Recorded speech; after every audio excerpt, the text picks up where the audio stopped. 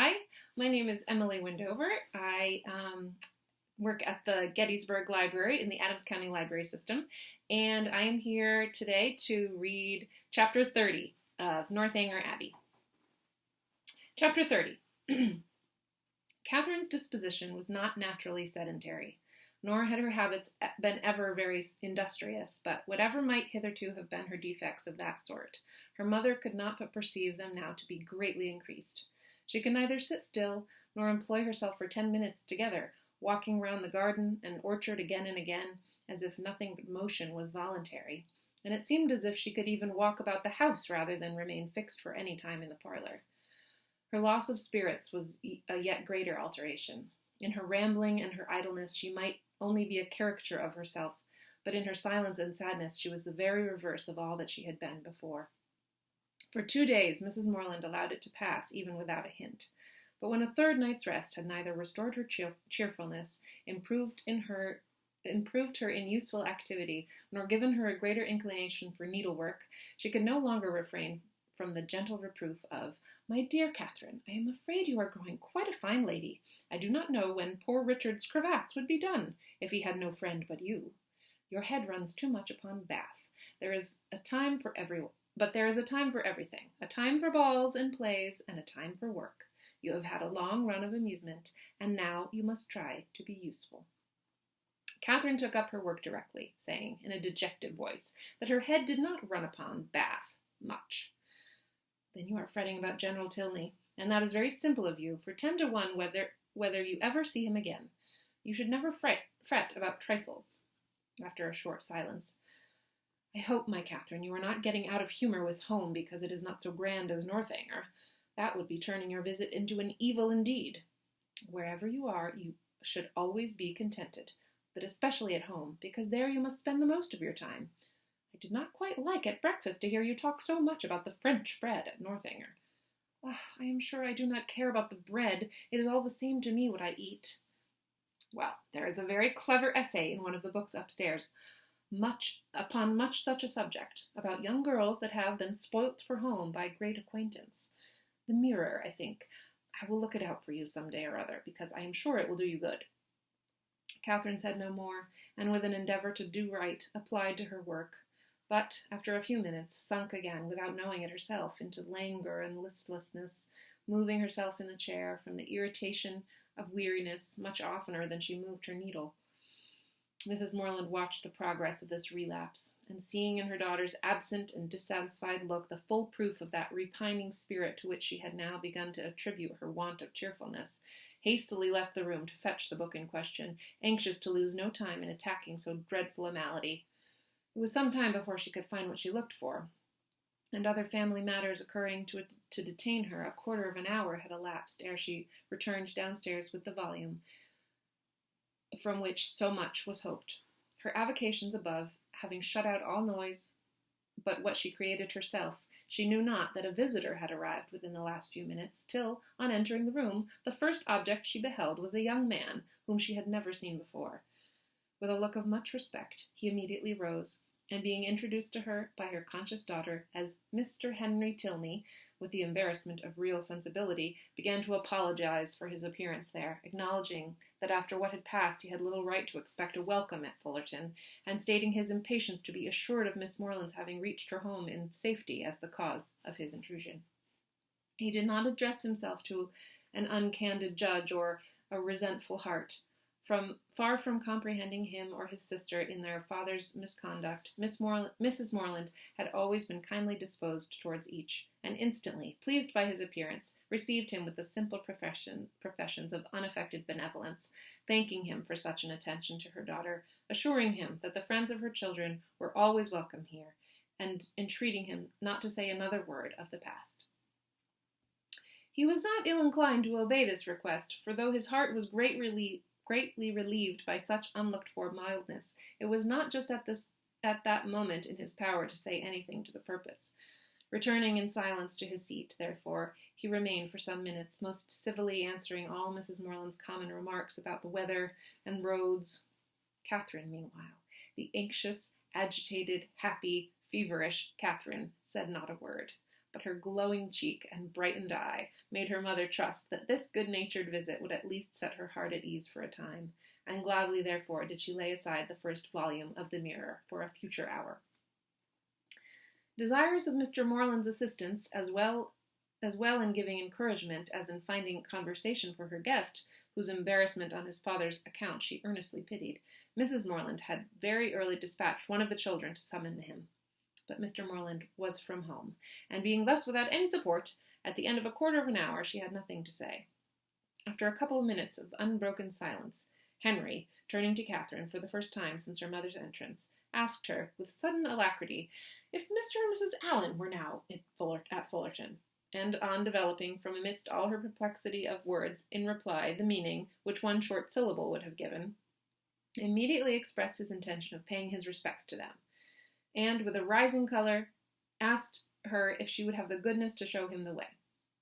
"You may see the house from this window, sir," was the information on Sarah's side, which produced only a bow of acknowledgment from the gentleman, and a silencing nod from her mother, for Mrs. Morland, thinking it probable, as a secondary consideration in his wish of waiting on their worthy neighbours, that he might have some explanation to give of his father's behaviour, which it must be more pleasant for him to communicate only to Catherine, would not on any account prevent her from accompanying him. They began their walk, and Mrs. Morland was not entirely mistaken in his object in wishing it. Some explanation on his father's account he had to give, but his first purpose was to explain himself, and before they reached Mr. Allen's ground he had done it so well that Catherine did not think it could ever be repeated too often. She was assured of his affection, that his heart and that heart in return was solicited, which perhaps they pretty equally knew was already entirely his own. For though Henry was now sincerely attached to her, though he felt and delighted in all the excellencies of her character, and truly loved her society, I must confess that his affection originated in nothing better than gratitude, or in other words, that a persuasion of her partiality for him had been the only cause of giving her a serious thought. It is a new circumstance in romance, I acknowledge, and dreadfully derogatory of a heroine's dignity, but if it be as new in common life, the credit of a wild imagination will at least be all my own. A very short visit to Mrs. Allen, in which Henry talked at random, without sense or connection, and Catherine, wrapped in the contemplation of her own unutterable happiness, scarcely opened her lips, dismissed them to the ecstasies of another tete-a-tete. And before it was suffered to close, she was enabled to judge how far he was sanctioned by the parental authority in his present application. On his return from Woodston, 2 days before, he had been met near the Abbey by his impatient father, hastily informed in angry terms of Miss Morland's departure, and ordered to think of her no more. Such was the permission upon which he had now offered his hand. The affrighted Catherine, amidst all the terrors of expectation, as she listened to this account, could not but rejoice in the kind caution with which Henry had saved her from the necessity of a conscientious rejection, by engaging her faith before he mentioned the subject, and as he proceeded to give the particulars and explain the motives of his father's conduct, her feelings soon hardened into even a triumphant delight. The general had had nothing to accuse her of, nothing to lay to her charge, but her being the involuntary, unconscious object of a deception which his pride could not pardon, and which a better pride would have been ashamed to own. She was guilty only of being less rich than he had supposed her to be. Under a mistaken persuasion of her possessions and claims, he had courted her acquaintance in Bath, solicited her company at Northanger, and designed her for his daughter-in-law. On discovering his error, to turn her from the house seemed the best, though to his feelings an inadequate proof of his resentment towards herself and his contempt of her family. John Thorpe had first misled him. The general, perceiving his son one night at the theatre to be paying considerable attention to Miss Morland, had accidentally inquired of Thorpe if he knew more of her than her name. Thorpe, most happy to be on speaking terms with a man of General Tilney's importance, had been joyfully and proudly communicative, and being at that time not only in daily expectation of Morland's engaging Isabella, but likewise pretty well resolved upon marrying Catherine himself, his vanity induced him to represent the family as yet more wealthy than his vanity and avarice had made him believe them. With whomsoever he was, or was likely to be connected, his own consequence always required that theirs should be great. And as his intimacy with any acquaintance grew, so regularly grew their fortune. The expectations of his friend Morland, therefore, from the first overrated, had ever since his introduction to Isabella been gradually increasing, and by merely adding twice as much for the grandeur of the moment, by doubling what he chose to think the amount of Mr. Morland's preferment, trebling his private fortune, bestowing a rich aunt, and sinking half the children, he was able to represent the whole family to the general in a most respectable light. For Catherine, however, the peculiar object of the general's curiosity and his own speculations, he had yet something more in reserve, and the 10 or 15,000 pounds which her father could give her would be a pretty addition to Mr. Allen's estate. Her intimacy there had made him seriously determine on her being handsomely legacied hereafter, and to speak of her, therefore, as the almost acknowledged future heiress of Fullerton naturally followed. Upon such intelligence the general had proceeded, for never had it occurred to him to doubt its authority. Thorpe's interest in the family, by his sister's approaching connection with one of its members, and his own views on another, circumstances of which he boasted with almost equal openness, seemed sufficient vouchers for his truth, and to these were added the absolute facts of the Allens being wealthy and childless, of Miss Morland's being under their care, and as soon as his acquaintance allowed him to judge, of their treating her with parental kindness. His resolution was soon formed. Already had he discerned a liking towards Miss Morland in the countenance of his son, and thankful for Mr. Thorpe's communication, he almost instantly determined to spare no pains in weakening his boasted interest and ruining his dearest hopes. Catherine herself could not be more ignorant at the time of all of this than his own children. Henry and Eleanor, perceiving nothing in her situation likely to engage their father's particular respect, had seen with astonishment the suddenness, continuance, and extent of his attention, and though latterly, from some hints which had accompanied an almost positive command to his son of doing everything in his power to attach her, Henry was convinced of his father's believing it to be an advantageous connection. It was not till the late explanation at Northanger that they had the smallest idea of the false calculations which had hurried him on.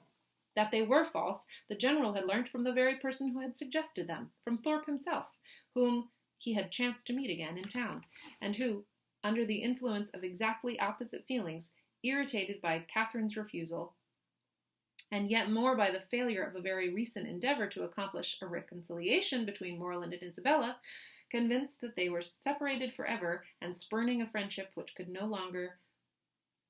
be no longer serviceable, hastened to contradict all that he had said before to the advantage of the Morlands, confessed himself to have been totally mistaken in his opinion of their circumstances and character, misled by the rodomontade of his friend to believe his father a man of substance and credit, whereas the transactions of the 2 or 3 last weeks proved him to be neither. For after coming eagerly forward on the first overture of marriage between the families, with the most liberal proposals,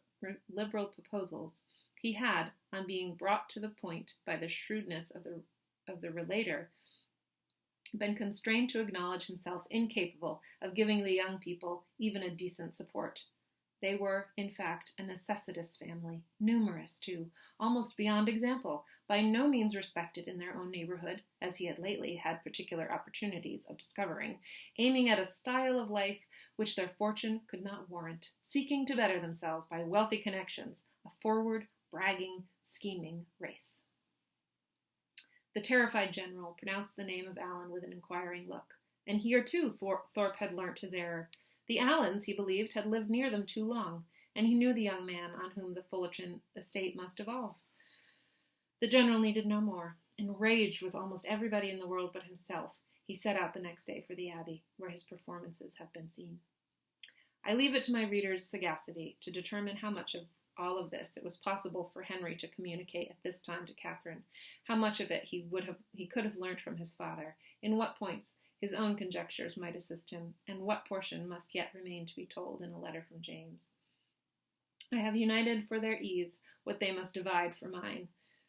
Catherine, at any rate, heard enough to feel that in suspecting General Tilney of either murdering or shutting up his wife, she had scarcely sinned against his character, or magnified his cruelty. Henry, in having such things to relate of his father, was almost as pitiable as in their first avowal to himself. He blushed for the narrow-minded counsel which he was obliged to expose. The conversation between them at Northanger had been of the most unfriendly kind. Henry's indignation on hearing how Catherine had been treated, on comprehending his father's views, and being ordered to acquiesce in them, had been open and bold.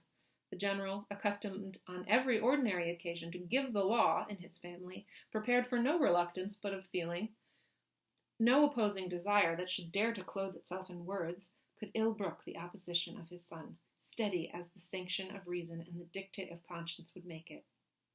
But in such a cause, his anger, though it must shock, could not intimidate Henry, who was sustained in his purpose by a conviction of its justice. He felt himself bound as much in honor as in affection to Miss Morland, and believing that heart to be his own,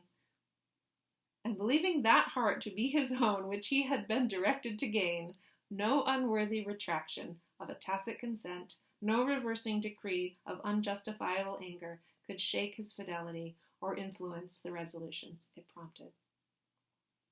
He steadily refused to accompany his father to Herefordshire, an engagement formed almost at the moment to promote the dismissal of Catherine, and as steadily declared his intention of offering her his hand. The general was furious in his anger, and they parted in dreadful disagreement. Henry, in an agitation of mind which many solitary hours were required to compose, had returned almost instantly to Woodston, and on the afternoon of the following day had begun his journey to Fullerton. And that's Chapter 30.